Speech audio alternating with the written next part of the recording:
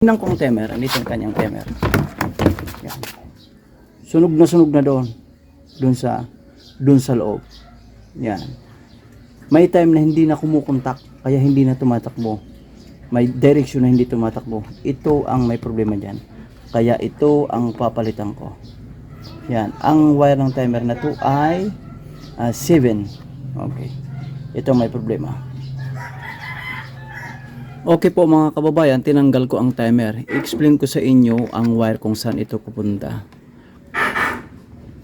Itong green nito, ito ay ang common na magkukontak dito sa 1, 2, 3, 4. Ito ay common, tapos ito naman, itong dilaw. Ito yung upper niya. Ito yung upper contact niya. Ito naman ay pangalawa, ito naman ay sa baba, pinakababa nitong timer. Ito yung original timer nito. Okay. Ngayon, dito naman, ito ay center. Yan, pinaka-common niya, center. Ngayon, ito naman ay sa isang switch niya dito. Tapos ito namang brown ay switch niya dito. Mayroon tayong selector switch ito para sa normal, delicates, and drain. Ito papunta dito sa ating switch. Ito ay ang common dito. Pagdating dito ay ang wash. Ito po yung wash mga kababayan. Okay. Itong pinakababa na contact, ito yung delicates. Itong pinakababa, itong delicates. Tatandaan po natin na ito maliwanag na 1, 2, 3, 4, 5, 6, 7 leads out. Actual na contact ay 7 din nakakabit. Okay, ito yung sa wash, common dito, itong sa wash, pagdating dito, nandito na contact. Tapos, ito namang brown ay ang sa baba. Sa baba niya, nandun. Sa baba niya, ito yung delicates. Pagdating naman dito, sa ating timer, o sa ating selector switch, okay, itong pumunta dito. Dito muna tayo. Wag muna dito. Itong brown, kung saan ito yung dito sa gilid, pumunta dito sa baba. Bali, ito na yung pinakalinya. Line 1. Line 1, ha? Sa baba. Okay. Kapag switch natin ang timer, ito ay mag-on. Mag-on dito sa switch. Ngayon, ito, asan na itong isa? Itong stripe. Stripe na yan.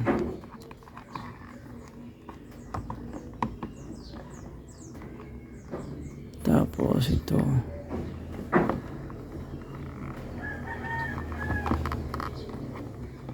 Tingnan mo na ha. Itong stripe. Ayun, na-trace ko na. Itong stripe. Center nito. Ito yung pinaka-common nito. Ito ang pinaka-common ng selector switch ito. Ngayon, ito naman itong isa papunta sa baba. Ang wire na ito. Ito yung papunta sa buzzer. Sa buzzer natin ito papunta. Mangyari, ang dumating na timer sa akin, ito. 6 leads out. Pero ang actual na contact ay 6 lang. 1, 2, 3, 4, 5, 6, 7. 7 yan, di ba? Ang actual na contact nito ay 7 lang. Kaya, kailangan ko itong i-modify. So, hahanapin ko kung saan ito magtutugma.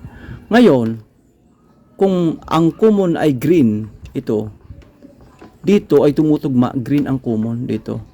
Sa contact nito ha. Ibig sabihin lang, pupunta dito sa wash. Tapos, ang upper contact naman ito ay papunta sa brown. Ang upper contact dito, brown. Magkukunik naman dito sa yellow.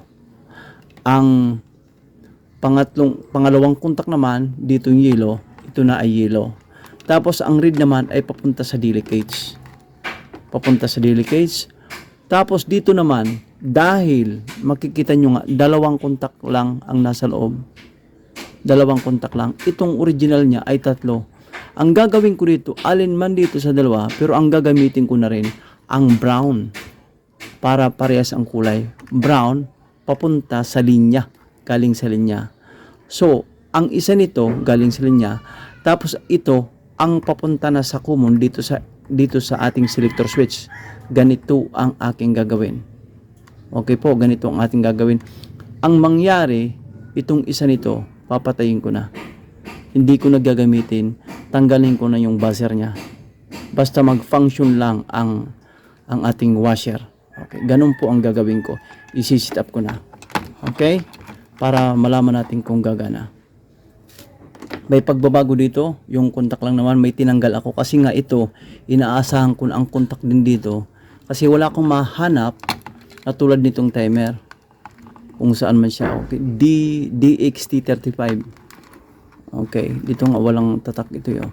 Pagdating sa akin, well, ito na nga in-order ko, tama naman dumating. Ang problema, pagdating dito sa loob, sa contact niya, 6 lang ang nasa loob na actual contact. Dito ay 7 talaga. Okay? 4, 5, 6, 7. Okay, 6 lang dito. Ngayon, uumpisahan ko na para matesting na natin. Pinagpuputol ko na. Hindi ko mahanap ang ano ko, yung cutter. Kung saan ko naman ilagay yon.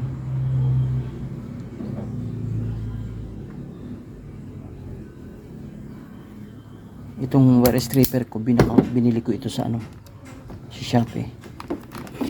Yan.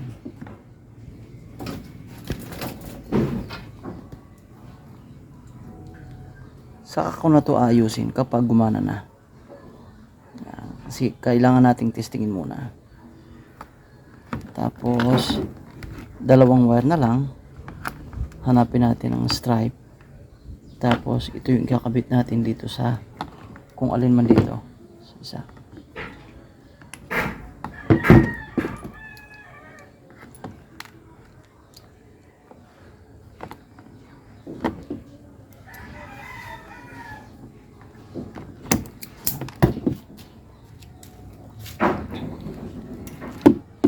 Ano lang ang piliin ko lang, ito ay pink na lang.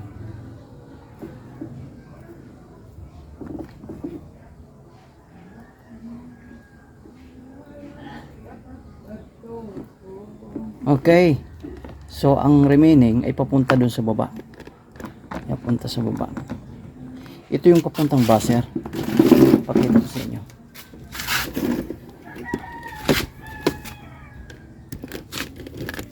Papunta dito. Yan. Papunta dito yan. Sa buzzer na yan. Yan. Kahit wag na muna yan. Yan o. Yan. Papunta dyan. Kaya may pag-asa ito.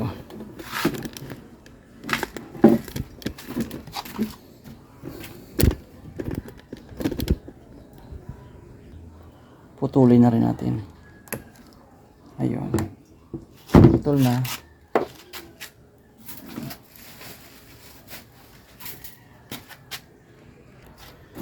Lagyan ko muna ng temporary insulation tape, okay? Para sa pagtesting. Ikabit ko na para pagpihit ko ng timer, matatag siya. Ayan.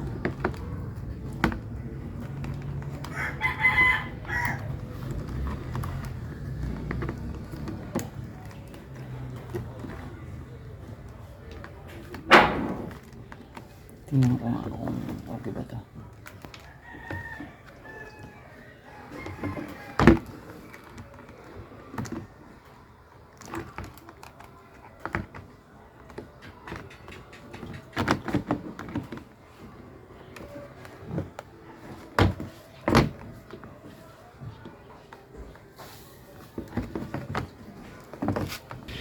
Okay po mga kababayan, naisit ko na yung aking washing machine. Itong timer bago na ito, bago na yung nasa loob niyan, yung itong nablang ang hindi. Ang naging problema nito kapag sinit ang timer noon, umiikot siya, tapos pagpabalik, pag change ng contact, umuugong lang po. Ang timer na yon minsan hindi bumabalik, minsan bumabalik. Yun ang naging problema no, kaya pinalitan ko. Titistingin na natin. Ito yung switch na tinalakay ko rin. Anditong normal, anditong delicate, saka nandito yung drain. Ikot na natin ang timer. Yan. Ang timer tumatakbo, mag-change contact yan. Ayun, i-change contact yan sa loob. Okay. Nag-forward, saka nag-reverse, ayos na yan. Yan. So, gumagana ang ating timer. I-off ko na dito sa supply. Ganito ang gagawin natin. Off. Yan, off ang supply. Tatandaan natin ang timer kasi nasiraan din ako nito dati. Kapag inikot na natin, like for example this one, okay? Wag na natin ibabalik na imamanual natin. Hayaan lang natin na ang timer, mechanical timer, na bumalik siya. Kasi yun ang tendency na madaling masira ang ating timer ng washing machine. Tatandaan po natin yun. Ang gagawin natin, i-off na lang ang supply. Tanggalin ang saksak, ito o kaya may switch ako dito, nilagay ko. In-off ko na lang. Tanggalin ang saksak or switch para mawala ng supply ito. Hayaan na itong bumalik sa kanyang off position. Kung i-ano natin kung i-stop natin ang operation ng washing machine. Ganun din dito, basta timer na mechanical return, ganun ang gagawin natin. Okay po mga kababayan, gumana na po. Nasiraan ako nito dati dahil sa ganung sistema. Ang operator po ang may problema sa time na yon, binabalik niya. Pero sinabihan ko na rin. Okay mga kababayan, maraming salamat po sa inyong panonood. Okay na po yun. Timer naging sira. So, ang timer ko na dating 7 leads out, pinalitan ko ng 6. Tinanggal ko lang ang buzzer. Thank you po.